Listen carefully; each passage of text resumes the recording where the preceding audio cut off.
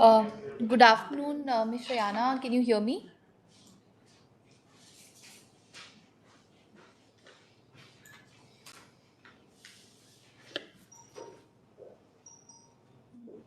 Can hear you. Can you hear me and see me? Yes, yes. You're audible and visible. Thank you so much for joining. We'll start the program shortly in about 10 minutes time. Thank Sure. you. I'll just stop my video and mute myself till we start, and then I'll restart it. Go ahead. Sure. Thank you.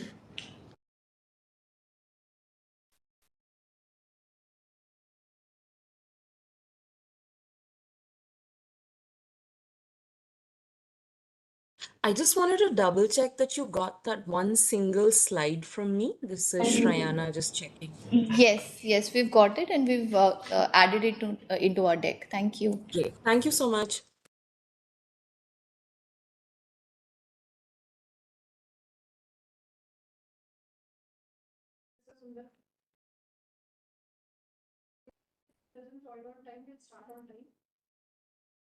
How many attendees have joined?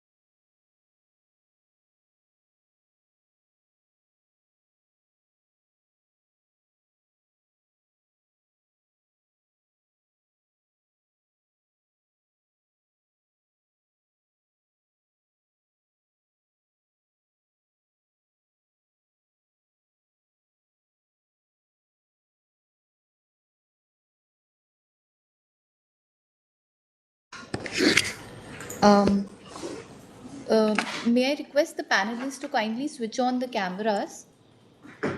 We'll begin the panel discussion shortly. Thank you.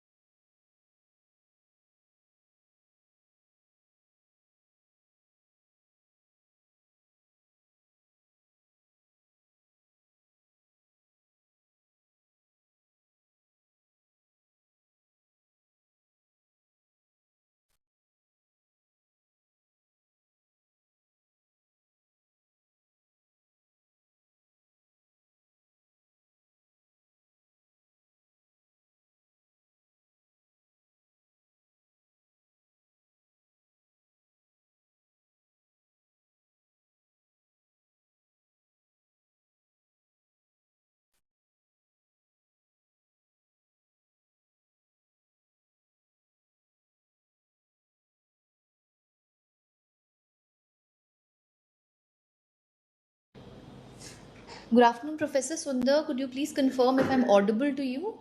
You are audible to me. Am I audible to you? Yes, yes.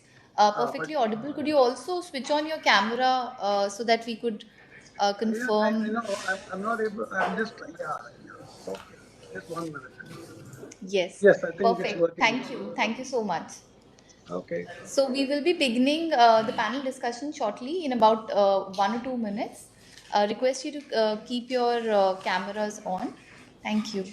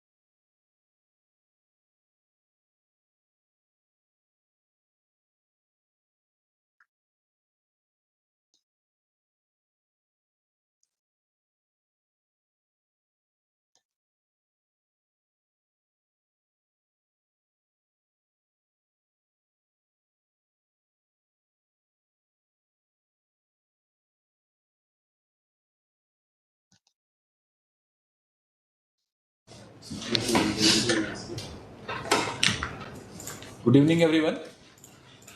I am Suren Good Mehra, evening. Joint Secretary and Advisor, Development Monitoring and Evaluation Office of Niti Aayog. I would like to extend a warm welcome to everyone for the panel discussion on result-based financing as a part of Local Evaluation Week 2023. Though this event, we aim to identify strategies for enhancing both institutional and knowledge capacities. We will discuss our learnings from the experience of stakeholders working at national and international level. To begin today's session on shifting from input-based financing to result-based financing in government schemes, I would like to introduce Shri Sanjay Kumar, who is currently Director General, Development Monitoring Evaluation Office, Niti Aayog. Shri Sanjay Kumar is an Indian Administrative Service Officer of 1995 batch of Telangana cadre. Prior to this, Sir was posted as Additional Secretary in Ministry of Housing, Urban Affairs, Government of India. Handing over to you, sir, to give your opening remarks. Distinguished panelists, my colleagues, and the participants from across the globe who have joined us today, a very good afternoon to you all. You are aware that DMEO, Development Monitoring and Evaluation Office, is the national evaluator of all the schemes of Government of India. And we always work along with the state governments, ministries, and the partner institutions to develop a culture and ecosystem for a robust monitoring and evaluation, not only in the central government, but also across the state government. In fact, we keep doing a lot of capacity building sessions for the state governments, and results are really very encouraging in some of the state governments. G-Local is one of such kind of initiatives where we provide a platform for experience sharing and peer learning among the various stakeholders. Today we are going to talk about result-based financing, RBF. This is, Government of India has termed it as RBF. It is called as P for R in the World Bank aided projects. RBL, that is result-based lending and Asian ADB funded projects.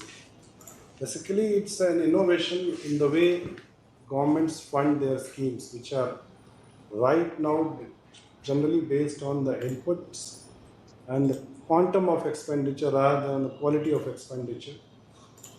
And when it comes to the quality of expenditure and seeing what kind of impact it has done, generally what we do that we resort to impact evaluation, which is done once the scheme has completed or spent considerable time during the implementation of the project. In all the impact evaluations, there is a component of consultations and engagements with the beneficiaries and stakeholders. And that's really very valuable for any government to have the views of the beneficiaries and stakeholders. But in the fast changing environment where people are connected they are connected to each other through social media where information is almost real time. The traditional approach of impact evaluation after a period of time, that is, of course, that importance is there, but there is a growing demand to have a regular and concurrent system of engagement with the people. And result-based financing method precisely tries to achieve that, where we agree, the implementers agree on the specific indicators, and annually or quarterly or half-yearly, whatever, depending on the type of the scheme which we are going to observe its performance, we go and engage with the stakeholders, verify the results in ground, and that gives an excellent information for any state or central government to either do mid-course correction or take an informed decision about funding any kind of initiative. You are aware that in any kind of political establishment, we have competing demands for resource allocation. And generally governments, traditionally governments have gone with their the kind of lobbying which happens for various schemes, or the kind of I mean, generally we all have got multi-party electoral system. So generally it is guided by their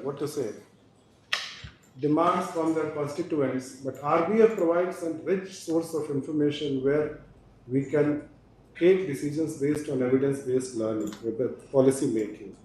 So I'm sure the established distinguished speakers who are present here will be sharing their inputs about how the schemes have worked across the globe, and what kind of takeaways are there for a developing country like India and its state governments.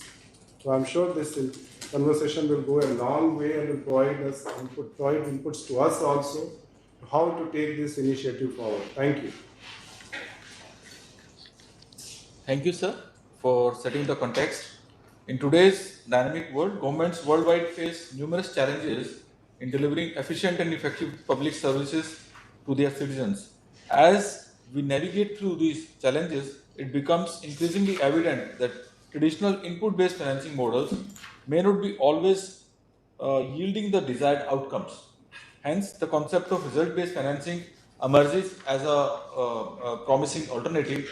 RBF's main focus is on achieving tangible results and outcomes rather than purely tracking inputs and expenditures.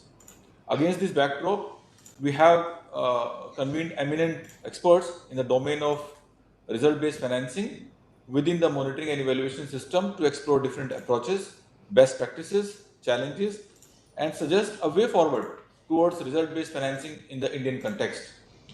I would now like to introduce our experts for the discussions today. Dr. D.L. Sundar. Professor Sundar has a PhD from IIT Madras and is a faculty in the area of strategic management and entrepreneurship at IIM Indore.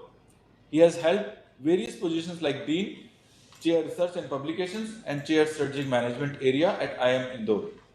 He has been engaged in numerous consulting projects for the central ministries, state governments, and international organizations like UNDP and World Bank. Our second panelist is Shrayana Bhattacharya. Shrayana Bhattacharya is an economist in World Bank's Social Protection and Labor Unit for South Asia. She completed her post-graduation in public administration and economics from Harvard University. We also have one more panelist, Ms. Mona Gupta, as a panelist today. She is an economics graduate and MBA with around 25 years of experience in health sector across NGOs, government, research organizations, international development agencies, consulting firms. She is currently advisor, health policy and integrated planning at National Health Systems Resources Center under Ministry of Health and Family Welfare, Government of India. Thanks for joining all the panelists. We highly encourage active participation from all the attendees also who are connected with us online and offline. Please take advantage of question and answer session to engage with the panelists by raising your queries in the chat box. I would now invite our panelists to share their initial comments in adopting a result-based oriented approach. First of all, I would like to invite Ms. Mona Gupta to briefly share her thoughts on the topic. Ms. Mona. Thank you so much. First of all, I would like to thank DMU for choosing this topic, which is very pertinent. In health, we have been implementing results-based financing under NHM for almost 10 years now. So in next 5 minutes, I'll try to tell you very briefly about our journey of these 10 years. Next slide, please. If we see how we started this, in the MOU that we do with the states, it was always there. Even in 2005, the framework of National Rural Health Mission mentions RBF, but uses different words, say performance reward, performance incentive, these kind of words were used. But we could not implement the RBF for initially 7-8 years. There were many reasons for that, but primarily the system was not ready. And by system, I mean the health system's maturity, and also the M&E network of ours was not ready. And the second thing was culture. So a culture which was steeped in input-based budgeting, from there to move to performance, where we are saying that if you don't perform, we will cut a part of your budget. So that took us some time. So we designed the framework sometime in 12-13. And while designing, of course, we had the stakeholders consultation, and we were given a long wish list. And in that wish list, though it was very good to look at, it was something that looked very good on paper. It was very difficult to implement. There were things like transparency. Now, how do you uh, what should be the indicator for transparency, and how do you assess transparency for all the states, all 36 states? So such kind of difficulties were there. So the initial indicators were very subjective and qualitative in nature, but slowly over the years, we were able to move to quantitative indicators, which we were able to assess objectively. The main, can we go back, please? So the main change came in 2016-17 when there was increase in funds. So when we started, 10% of the NHM budget was kept aside for RBF, but in 16-17, our mission steering group decided that 20% of the budget will go into RBF, and this comes to about 3,200 crores for NHM. This is the time when Niti Aayog also started its state health index. So before 2016-17, whatever indicators we had in our conditionality framework, that was sent to Niti Aayog and it became part of the SHI. Then we realized that Niti would be assessing the states on the past data. So what was the motivation for the people who were currently working in the system? So we included some more indicators which was based on the current year's performance. So we can see if you go through the conditionality framework of the years, the indicators have changed as per the changing priority of the health sector. Coming to the progress so far, if you ask, I think I will say that overall we had good progress, but there were a few indicators on which we were not able to do much, but then that all depends on priorities of the states and how ready we were. So there were indicators like public health cadre and nurse practitioners, which we tried implementing in 2014-15, but I think the system was not ready at that time. Coming to the major challenges, I think in conditionality, we have only one framework and 36 states and UTs to cater to. So the variation is immense. And the second thing that often comes up is agreement with the states on denominators. Many a times we rely on RGI projections, but states have their own MIS and they say that their data is better than ours.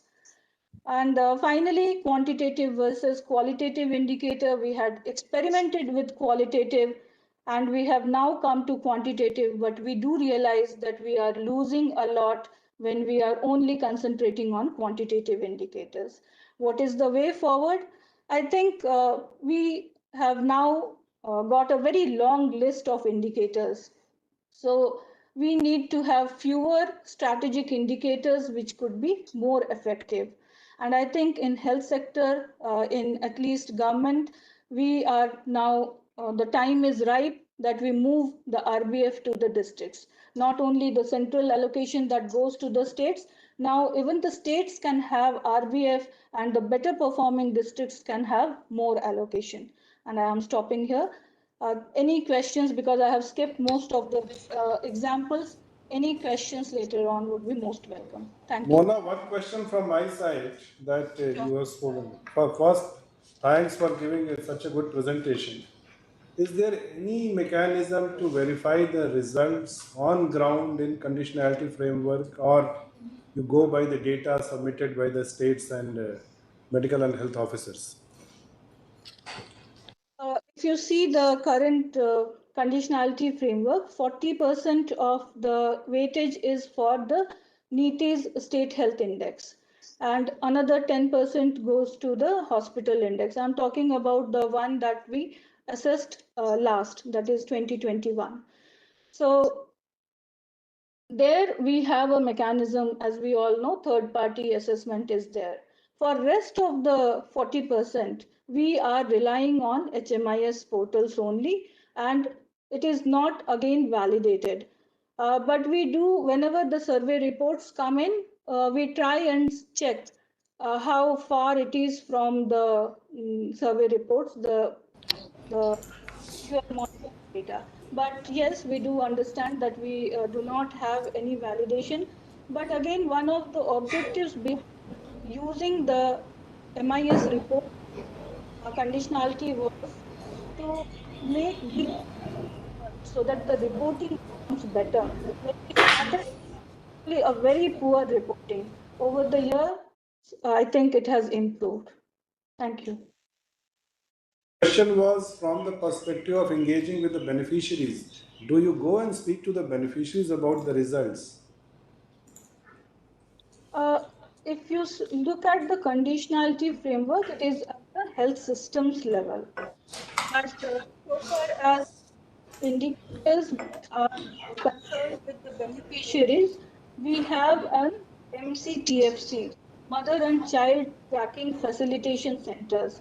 So the numbers that come onto our Anmol app, where the mothers are registered, so on those numbers, calls are made from here, and we try and validate whether they got the services or not. So that is there. Thanks, Ms. Mona Gupta, for especially sharing your thoughts on conditionality framework which we are using in NHM. Now we move further. Ms. Shrayana Bhattacharya, over to you, please now. Thank you so much. Firstly, I just want to thank Mr. Kumar, Mona ji, Professor Sundar, and the whole team at DMEO. It's great to be part of this panel and this discussion. I wanted to set a little bit of context because we've had some rounds of meetings with the DMEO team on the World Bank's Program for Results framework. Maybe we could go back to the previous slide just for a second before we get into the context I actually wanted to set for those who aren't aware, who've joined us today, on what the modalities are of these instruments. Typically, historically, the World Bank in India and in most countries tends to operate through what we call investment projects. So these are very much, as I think we were discussing earlier, input-based and almost procurement packages. So if, for example, schools need to be constructed or certain outcomes in terms of physical infrastructure needs to be seen, there is almost a procurement process for these particular goods to be created, and then it's based on these investment financing norms that monies are released. And these are somewhat distinct from looking at results per se. There's also another modality of a World Bank project, which is the development policy finance. And I recently was leading with the DEA at the Ministry of Finance in India, the World Bank support for the PMGKY series. And what the development policy operation does is anytime there's a core set of policy reforms based on the execution of these particular reforms. So for example, it could be expanding the benefit base of the National Food Security Act during the COVID-19 crisis, just using that as an example, through the PMGKY, a certain share of monies are released based on policies. However, there is an innovative instrument, which today I'll talk about, and maybe we'll discuss in detail during the panel discussion, which is the Program for Results. We can move to the next slide, please.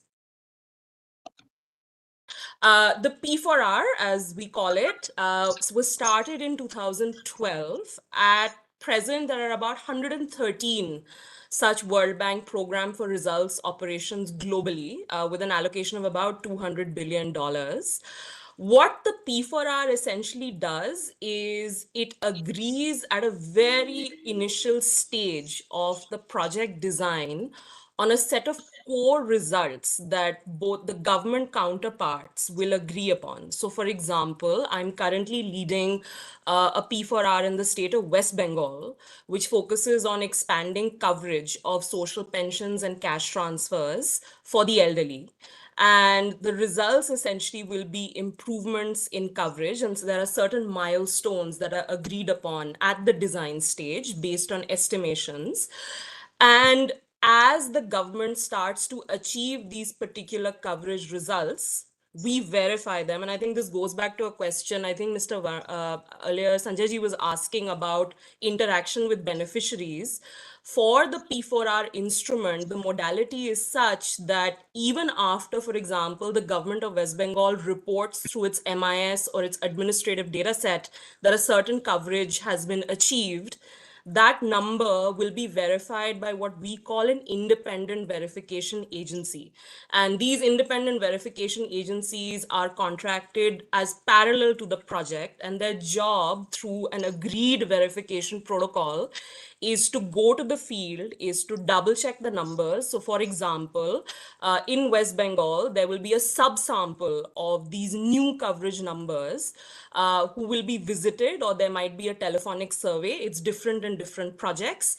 And there's actually a direct communication between the IVA and beneficiaries or local administration to double check the numbers.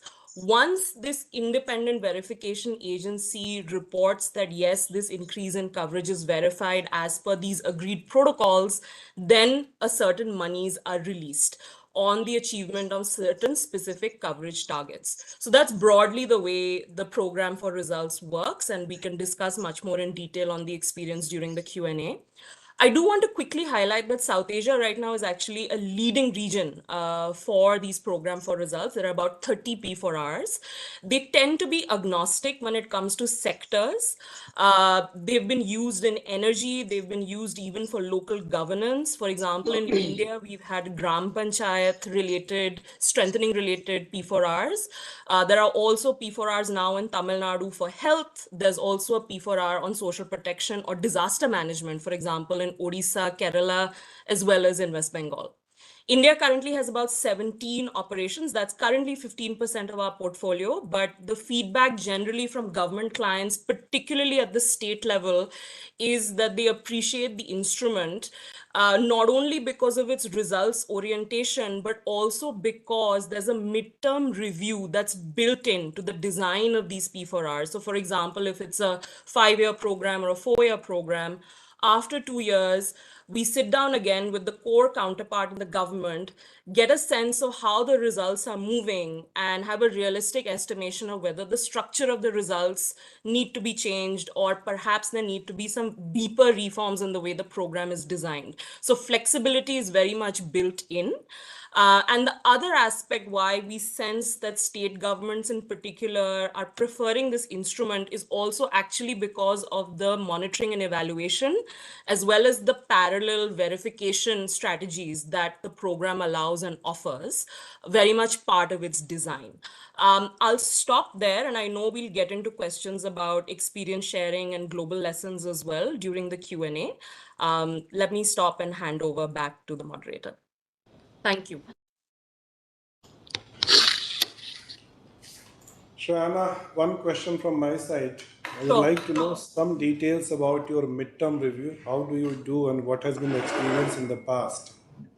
And second question regarding the benchmark for release of funds. Because just now you said in your talk that when the partners cross a particular score, the Yes. fund is released.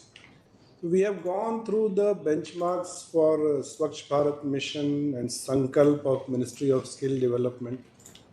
General impression we have, we may be wrong, you can correct us, that benchmarks have been kept artificially very simple and low.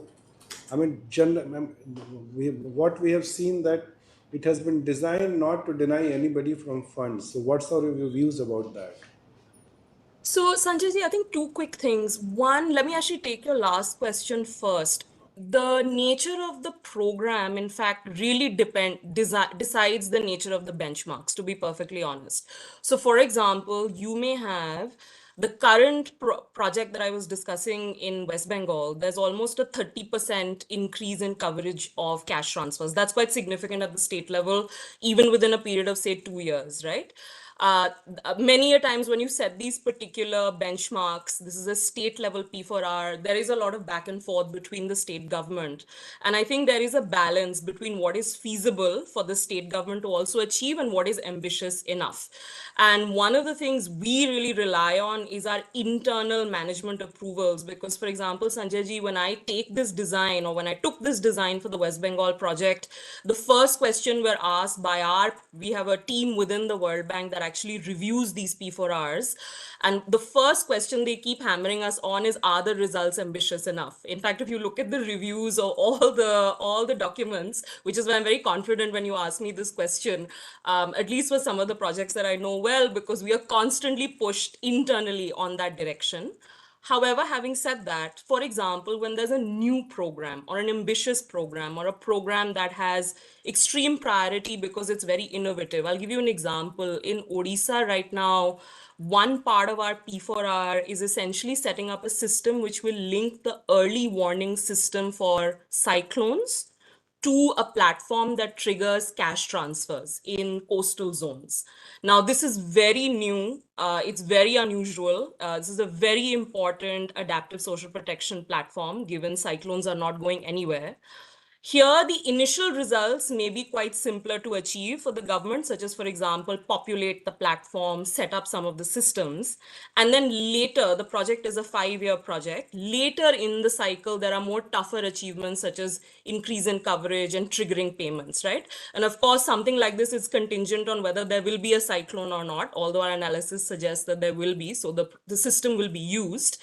But what I'm trying to essentially signal to you is that the experience suggests, depending on the nature of the program that the bank is supporting through P4R, the results will be calibrated in terms of their ambitions based also on what the government feels is, one, feasible, two, what is a priority to almost kick off, something that's really innovative. Perhaps the initial results will be somewhat new. And I have a feeling that might be part of the reason why in some of these very innovative programs, such as say Swachh Bharat or a big national priority program, such as the Skill India Mission, the initial results may be somewhat similar to achieve, but later things like training numbers, the number of people being placed into jobs, for instance, which is part of the P4R on skills, those are actually quite ambitious in terms of the numbers that are being thought through. So I do want to very clearly say there's a balance, and it really depends on the nature of the program.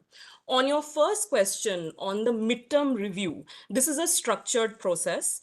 It happens exactly after whatever the midpoint of this particular program is. What you essentially do is you look at which results the government was supposed to achieve by, say, that particular period of time, appraise where the government is, and by then we've also done analytical work and other types of assessments with our teams in parallel to get a sense of why is it that some of these results may not be achieved. I'll give you an example. We, as part of our Kerala program, had, again, a similar disaster-linked cash transfer system. And the idea was, because there was flooding at a point of time, which led to the request for a project, the idea was communities that are impacted by floods, they could perhaps be given better release of payments. Now, one of the biggest challenges that actually we realized, because the platform was not being populated, was actually because of, for example, Aadhaar seeding or questions around the use of data and the portability of data across departments and the revenue department. Once we realized that, we then changed at the midterm review certain numbers and the phasing of the results in the next 2 to 3 years. You may even extend the project by an additional year if you feel or the government expresses that they will need some extra additional time based on internal approvals as well. And the other thing that you will do is provide parallel capacity building support. All these programs are underpinned, as you know, Sanjay ji, with what we call non-lending technical assistance. It's very rare that we have these projects without that kind of assistance. And you then perhaps identify through the midterm review, maybe some results just make no sense and you drop them. Some results at that point are modified. Some results, exactly as you said earlier, may be very non-ambitious, and then you make them ambitious at the time of the midterm review. And then you provide parallel technical assistance through a unit which sits with the project director, which typically in our case could be the Department of Finance in the state, or could be the particular M&E department of a particular line department or ministry, and essentially work with them. So that's largely how the midterm review works. One thing I do want to highlight, which is very important, is that all our P4Rs, and this is true for our investment projects and our development policy loans, but this is very important for P4Rs. As you know, we have these constant implementation status reports that us as the World Bank team have to keep filing. And the idea of this is to keep concurrently tracking what's happening on the results indicators. So it's very rare, Sanjay ji, that we reach the midterm review and something catches us by surprise. I mean, by the time we reach the midterm review, we have a sense already with our government clients on what might be key areas where some changes in the project might be required. Thank you. Over. Thank you, Ms. Bhattacharya. Professor Sundar, your initial comments?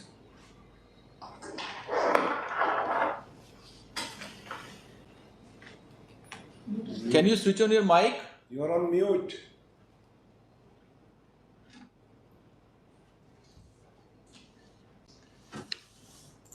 Can you hear me now? Yeah, we can hear you. Okay, good afternoon. Thank you for giving me this opportunity to speak to you all and also listen to the other experts. My thoughts are based on my own experiences in World Bank supported projects where P4R financing mechanism is used.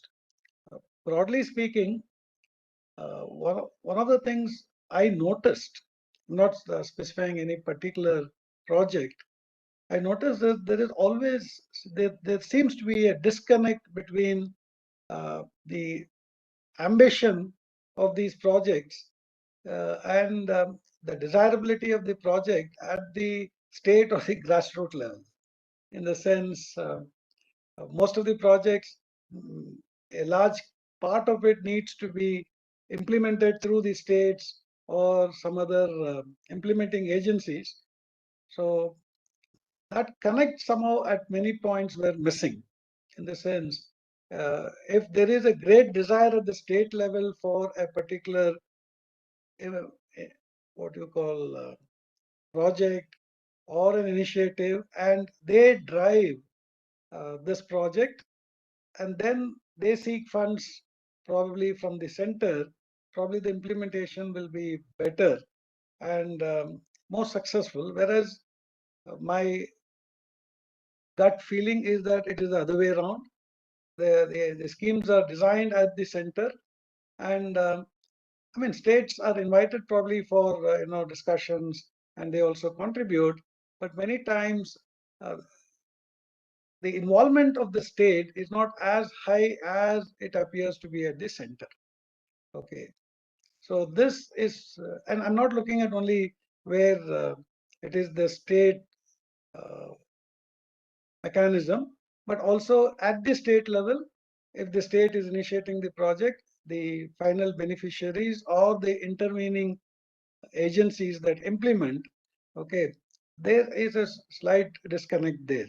That probably is one area where if improvements can be made, probably these projects can be very successful. With respect to the DLIs, or I would say the DLRs, the targets, they are progressive, like one of our co-panelists mentioned, and I think it becomes tougher as we go along. But I also think one of the important things is, while the DLRs are very measurable, at least in those projects where I'm working with, sometimes we come across these issues, whether these DLRs, the achievement of these DLRs are based on interventions through this project, or whether the same results could have been achieved because of other projects or schemes that are presently or concurrently running, which is now being showcased as an achievement against this particular scheme for release of funds. I mean, I don't have data on this. That's why I use the word gut level feeling. Okay, so that's an area probably people will have to look at. The third I found is, broadly speaking, many times these schemes are highly ambitious and they're too big. And if you don't do a pilot run on a smaller scale, you will run into issues. Like, for example, yesterday we had a dry run for this meeting. Okay, that was primarily to make sure that we start on time and all that. Despite that, I think I had some problems in connecting. But without the dry run, it would have probably taken more time. So when a very large scheme is straight away implemented across states, I know there are some schemes which are limited to a few states, but when schemes are implemented across all the states, uh, there are issues with respect to whether the DLRs make sense and whether each state will be able to achieve those DLRs, which results in both the, I think, World Bank and the ministries and the states going back and forth, and at sometimes probably having to restructure it. And it gets done with the help of the World Bank in the sense through their midterm reviews or even reviews in between. Okay, some of the DLRs are modified, or at least the verification protocols are modified so that we don't get stuck. Okay, the basic benchmarks is another area, I think, where the baselines sometimes are critical, and if the baselines are very low, then we have a problem. Sometimes the DLRs appear to be over ambitious, and which I think people in the field would definitely be aware that this cannot be done. Despite that, we see that being projected as the DLRs. Okay, and obviously, when we see the results, it becomes very clear that the achievement of these DLRs are a bigger issue. Okay. The general impression I have, I mean, I'm speaking personally based on my experience, is that this P4R mechanism is a good mechanism because at least it pushes people towards results compared to the earlier mechanism that we were using. But there's a lot to be done in the sense with respect to framing the DLIs. I've seen DLIs which are excellent, and one or two projects I was amazed at the extent of groundwork that has gone into it by the ministries. But there's always scope for improvement. Okay. And one of the questions which Mr. Sanjay ji has been asking is there ground level verification? Okay, or is it only based on data that is provided by the states? Now, this depends on the ministry or the state government and the World Bank who finalize the protocols. Like from a verification agency perspective, we always provide for that. And in a couple of projects, we do on the ground verification. Actually, we connect with the beneficiaries and we talk to them. And based on that, it's always based on a sample. And based on that sample, we estimate like what is the actual numbers who have benefited. So, but in every single case, we don't do that. One, it becomes very cumbersome. It delays the verification reports being submitted, and I think there's always a desire to get the reports as early as possible, because once the claims have been made, if the reports are delayed, then the fund flow also gets affected. But again,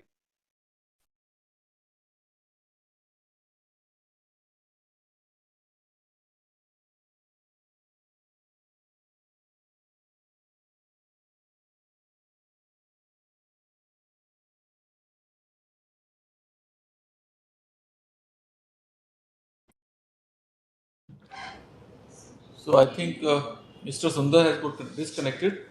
So now I think we can take up the questions. I will throw some questions to the panelists, and I would also like to request panelists to be a little brief in your replies. My first question is for Ms. Bhattacharya. The result-based financing is crucial for ensuring its successful implementation of any program, as it considers unique socio-economic, political, and cultural factors that shape the effectiveness and sustainability of such approaches. Could you please share your experience regarding implementation of World Bank program for results, instrument in developing countries, and learning specific to India? Ms. Bhattacharya. Sure. Two quick things. One thing I actually just wanted to pick up on something Professor Sundar said, which is actually very connected to your question. Most of the work for a P4R actually happens right in the beginning when we are preparing. In fact, how you frame the results, what the results chain is, what is the theory of change. If that is not clear, then the results of the P4R are going to end up almost replicating confusion and might create chaos. If that theory of change and the results framework is clearly thought through, and that's where I think Professor Sundar was saying a lot of groundwork. For example, our West Bengal and Odisha projects are based on almost 3 or 4 years of analytic work prior to the project being designed and started. That's absolutely critical moving forward. So that's one. So preparatory work, which is analytical, not just analytical in terms of surveys and understanding the profile of the beneficiaries, but also strong benchmarking of capacities, be it, social safeguards management, procurement, financial systems actually dealing with grievance redress as well. That's very critical. The second, which is actually very important, and this is based on a World Bank review of P4Rs, which is public and available as a document. I can share it as a link for everyone. Globally, is, in the World Bank, there is what we call the little p and the big P. So there is the government program that needs to be very clearly identified. So for example, if we say we are going to support improving results in coverage for social protection in Bengal, that can mean lots of things because the state at any given point of time is running about 100+ schemes. But we have to very clearly outline and define which schemes will be considered, which schemes will be within the boundary of the project, and which schemes are going to essentially be tracked for the purposes of results. And I think this also links to something Professor Sundar was saying earlier, that is it that you'll pick up results from another program in this? Well, if you define the program boundary very neatly, you shouldn't, because, for example, in West Bengal, we will not include social pension results from a national program. We'll only look at the state pension schemes, and that's very neatly divided. So the second is going to be, the experience has been program boundary development. The third very important lesson, beyond just the design of the results framework, is actually the monitoring and analytic capacities that are built up in the project management unit. Without that, without people constantly tracking those numbers, understanding what those numbers mean, having the right capacities to actually translate that even to the verification agencies, a lot of it might just be garbage in and garbage out in terms of just the numbers moving. And that's very critical. And the last, I think, very important lesson that we've learned is that none of this is going to happen, particularly without state government ownership. I think that's really critical, even for the big national projects. Even in other countries, such as Brazil, having big national projects, you find having ownership at the sub-national level is absolutely vital to results, and also flexibility to deal with the fact that there's a lot of heterogeneity at the subnational level in the way the results are defined. So, for example, we do have state level results sometimes when it comes to projects. That's very critical. So those are the 4 very important lessons moving forward for at least the P4R experience globally based on the review.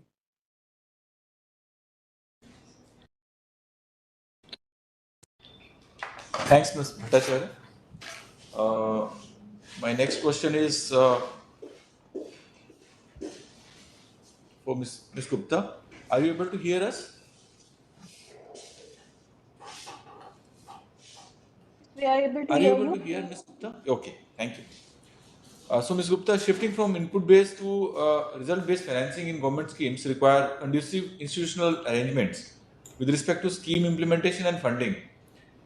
Can you briefly talk about such enabling factors that are that have supported the introduction of conditionality framework in National Health Mission, which you are dealing? Sure, thank you for the question. I think one of the biggest factors was the MOU that we signed under NHM with the states. So from the very first phase, there has been an MOU and performance incentive has been a part of it. So we did not have to negotiate with the states afresh.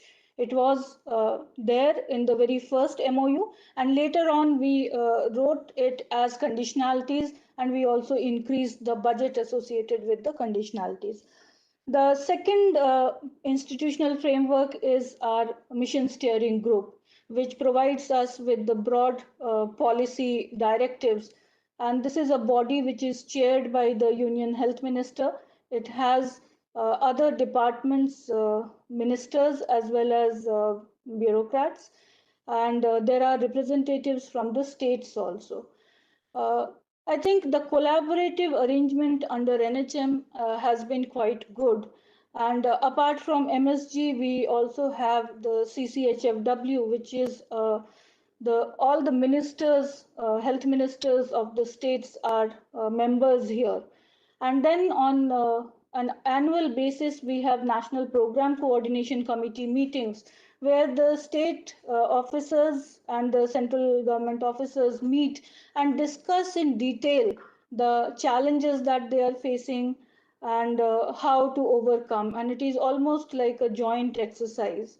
And finally, I think also the MIS system, and I think I should also count DMU's output outcome framework, which has now got so entrenched in our system that the data that is coming in now is a lot better than before. So I think these have been instrumental in making the NHM conditionality something. I think I would say that it has been easier for us to implement. Thank you, Ms. Gupta. Do we have Mr. Sundar online? Yeah, I'm here. Can you hear me? Yeah, we can hear you. There is a question from Mr. Sanjay Kumar to you. Yeah. Professor Sundar, good to hear from you again. You raised quite important issues. I think the most important to me was the issue of attribution. So that is something there for in any kind of implementation mechanism where attribution is a little bit sensitive and most difficult to achieve. But my question is something different. My question is that look, all the talk regarding result-based financing or P4R is on the premise that by linking the funding of a government scheme to a verifiable result will definitely achieve far better, it will understanding and far better connect with the people when it comes to input-based, which is generally with the government agencies. But we talk to the people on the ground who are actually implementing at the cutting edge. What we hear from, I think, majority of the opinion, what they say that it's a good experiment, but a lot of focus goes on documentation and data collection. And that if they are given time to have undivided attention on the scheme implementation only, not on this, they would have achieved better results. What are your views about it? I mean, this is definitely correct, provided the people who are implementing are committed. I think one of the points raised by my co-panelist is so long as you have people who are committed to the execution of the project in its spirit, then we don't need even a verification agency. It should work. The very purpose is that because there are layers. The funding goes from the World Bank, let's say, to the central ministry. From there, it percolates down to the state, and then further down to some other agencies or implementing bodies. I think internal targets for each of these bodies are different. Okay, and everybody has got targets. Sometimes we also feel the pressure. There's too much of pressure on numbers. Without worrying too much about whether the numbers really mean anything. Okay, and that is primarily because it is the commitment of the people involved in these schemes at every level. Okay, for example, if we are talking about improving the quality of education, okay, or improving the education levels in our country, one of the, I think, indicators, I'm not specifying any project here, indicators could be the enrollment, increase in enrollment. Okay, increase in enrollment by itself may not be in any way related to the quality of education. Okay, you can enroll people as many as you want, you can push people into the class. The question is, are they learning anything there? So long as we understand the spirit of the project and so on, and the implementers are aware of it and they are committed to it, then I think it will work without spending too much time. It is because of the lack of this that I think you need this data collection processes and vetting processes. And I think without that, the structure can even collapse. In a sense, while even we started thinking about why do they need to do all this, then my experience in the projects is I found that there is I mean, this is my personal view, not a reflection of my institute or anything, but I found that the commitment at the state level is low. Like even the data which we get for verification is not vetted by them thoroughly. Okay. So if that is the case, if they're not able to assign an officer who will vet the data which they send to the central ministry or to the IVA, that means their commitment to this is that send something because there's a deadline. And before the deadline, let's push something through. And if it comes back at that time, we'll correct it. This is the impression we get. Like if I were to send a data to someone, I would check it, double check it. There could be errors.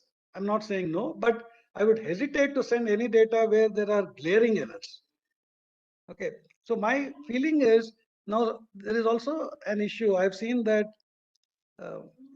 because of this problem, a lot of this work is also being outsourced to private agencies, project management agencies and all that. They are doing a relatively better job in some areas. Okay. Whereas I think if these have to percolate lower down and if they are to be sustainable, then it is the government officers who have to get involved and engaged, because this project management unit will not be there beyond the scheme of the projects. So I think that's why I started my discussion by saying that it should be driven by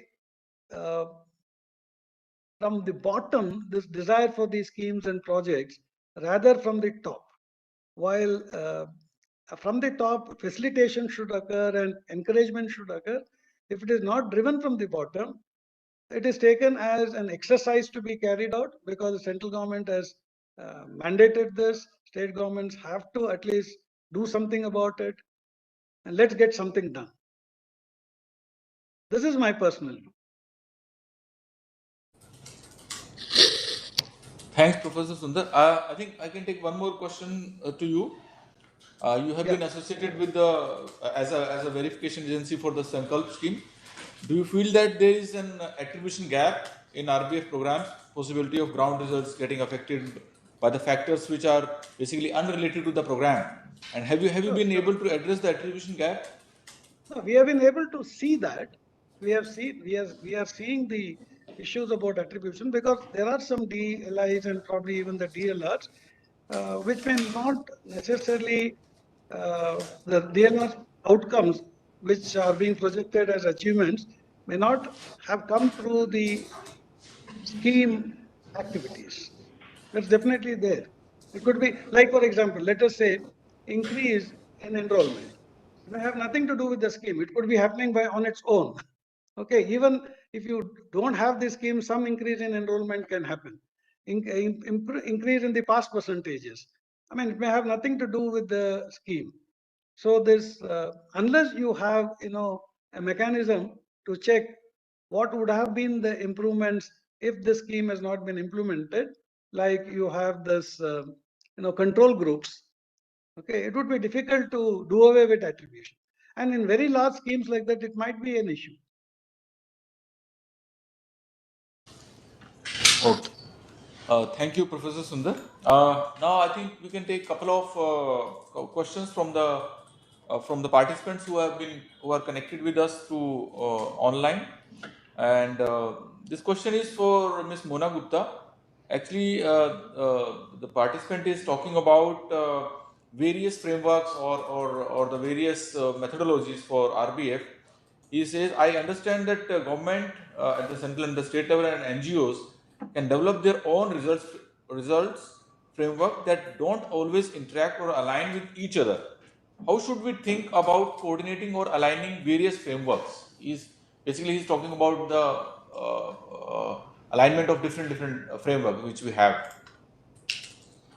Okay, I'll try and answer, though we have not experimented so far. So far, the conditionality is only up to the state level. I think one is a good stakeholder consultation where we have people from the local level, state levels, and central sitting together and deciding what are the things which matter to them. And the second one is perhaps a wider dissemination of the frameworks that are being used so that they know exactly what is being covered and what is still not covered. I think if we are able to do this, what we are thinking of in health, because we are thinking of beginning to go down to the district level, I think to start with, we are going to keep this framework similar so that the districts contribute to the state's performance and they are able to get more budget out of the central kitty. Thank you. Thank you, Ms. Gupta. Thanks a lot. The next question is basically about the participative concept. We have been talking about the participation of stakeholder at the implementation level. We are also talking about participation at the time of design. So this question is from Mr. Yusuf Khan. He says, what strategies are being considered by the government or the World Bank to ensure participation and empowerment of local communities, beneficiaries in the design and implementation of RBF to ensure their voices are heard and needs are addressed?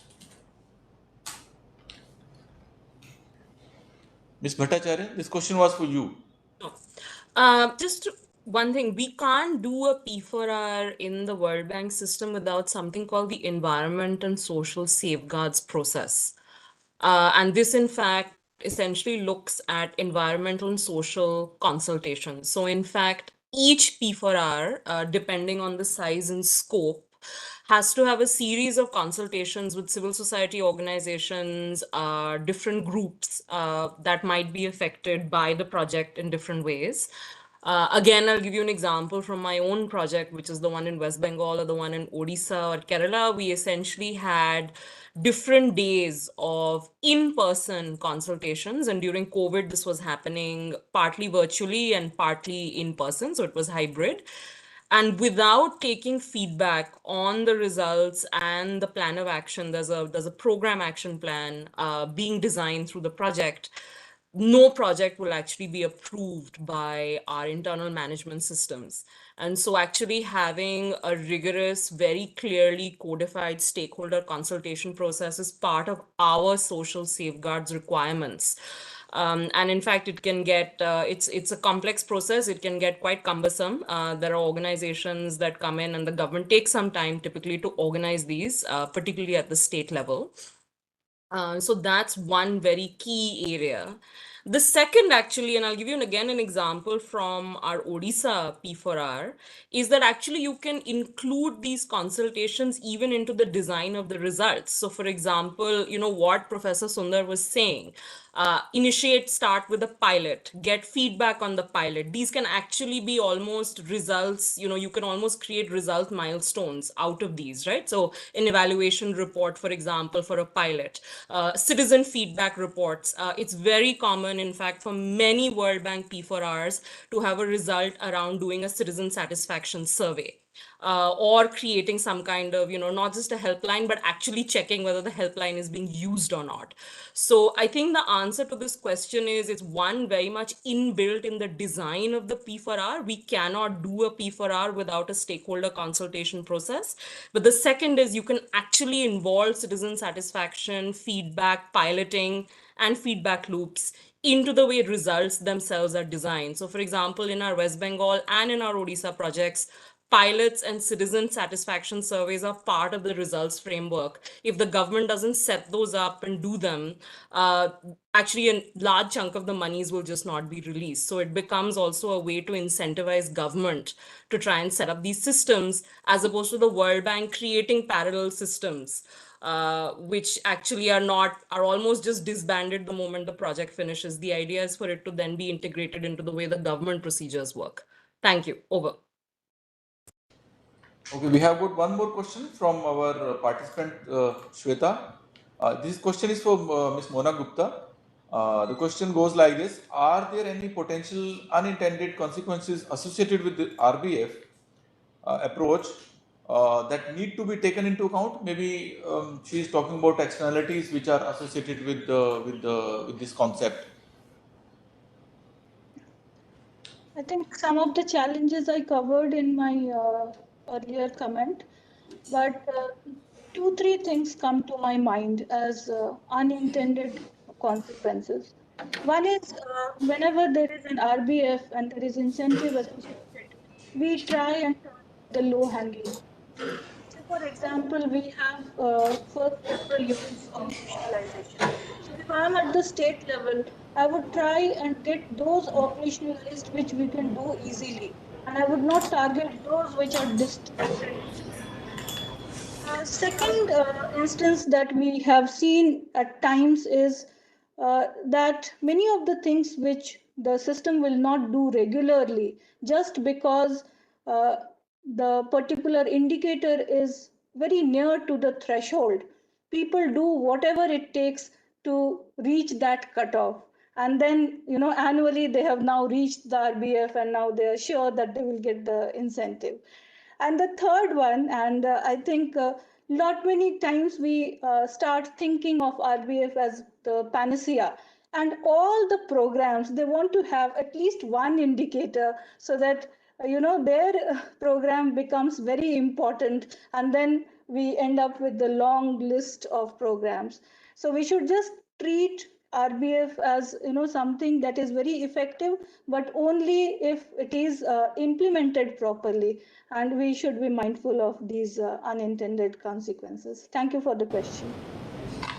Okay, so now I think we can take one more last question. This question is for Professor Sundar. I think, are you connected, Professor Sundar? Yeah, I'm connected. Okay. So the question goes like this: how to strike a balance between RBF and the need for a long-term investments crucial for sustainable and transformative change? See, actually, I don't know. I don't think I have an answer to that. Okay, but one of the things I've noticed is if the benefits from the scheme has the desired effect, okay, I think the sustainability will become automatic, primarily because the states or the any other district level or any other organization will have no choice. If you start offering some services or benefits to people and they start benefiting from that, nobody will tolerate it being withdrawn or stopped. So long as the benefits are genuine and they are useful, I think sustainability will happen, because the states will get driven, or the other local municipal bodies or others will get driven to continue the implementation of these schemes or ensure these things are continued. So I think the primary issues is, are there real benefits that are reaching the beneficiaries? Okay, if the benefits are real, like uh, I again give you an example from the education industry because that's where I am in. Okay, and uh, if you ask most students, even those who come to my institute, which is considered a premier institute, what is the primary purpose or motivation for coming in? They might say education, but I know in their hearts it is jobs. Okay, they all try extremely hard to get into my institute, primarily because of the prospects of getting a very good job, and they're willing to pay. They're willing to struggle, put in a lot of effort to get in, and also pay a very high fee compared to normally the other fees charged by the other institutes, because they are assured of a job. So in many cases, education is seen as a path to a good job. So any training, any education that does not result in that will not be perceived as useful. And the moment it is not perceived as useful, you will have no takers. And the moment you have no takers, then the system, and then the entire scheme will have its own natural death over a period of time. So if your system or schemes are designed to provide real benefits, I don't think you really have to worry about sustainability. I think it will happen. Thanks, Professor Sundar. I think during our discussion, I found that there is an immense potential for result-based financing in driving meaningful change within the government schemes. We have explored the rationale behind this shift, the best practices, real-world example that illustrate its effectiveness, and challenges that must be overcome. There is no doubt that the crucial role of result-based financing in India, there will be definitely a sense of transparency, efficiency, and fact-based decision making if you implement this result-based financing. And in addition to that, I have noted down some more points which came during the webinar, during the thoughts which were shared by our eminent experts. These are like we have certain existing frameworks which differ from each other, and like conditionality framework or P4R. So all in fact when we talk about RBF, it's a concept which is evolving. So that's very important, and active participation of stakeholders is also very important, because ultimately a scheme is for the people. So active participation of the people or the stakeholder at the level of at the time of design as well as at the time of implementation is very important, so that we get the desired results. Involvement of the states and the other agencies is very important and very crucial for RBF. As Professor Sundar told that the concept of RBF or this framework has to be implemented at a larger scale only after we have a pilot at a smaller scale. That's very important. And one more thought which came is very important, that there should be clarity when we have at the design stage of RBF, because each and every scheme they have different parameters or different indicators and different impacts in the society, and ultimately that has to be dependent on the basic intrinsic or basic characteristics of that particular scheme. So it is crucial to acknowledge that implementing result-based financing require a very careful consideration of contextual factors that shape each country's unique challenges and opportunities. As World Bank under World Bank projects, we have P4R, and in our country we are also moving forward with certain different frameworks. As we move forward, it is imperative to continue fostering dialogue, collaboration, knowledge sharing among policymakers, practitioners, and researchers to refine and enhance our understanding of this financial approach. In fact, this session was very very informative for me also, because personally I could got very insight thoughts from the people, those who are involved in designing of this framework, implementation of this framework, and people those who are actually ultimately who are using the results of the framework for taking forward the schemes of Government of India.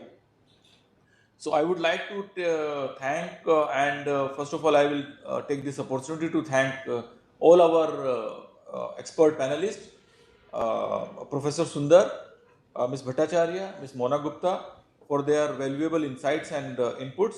I would also like to thank all the participants for their active participation, those who are connected with us online and offline both. We have an exciting session which is tomorrow, which is lined up, which is on organizational evaluation framework, which is starting tomorrow at 3 p.m.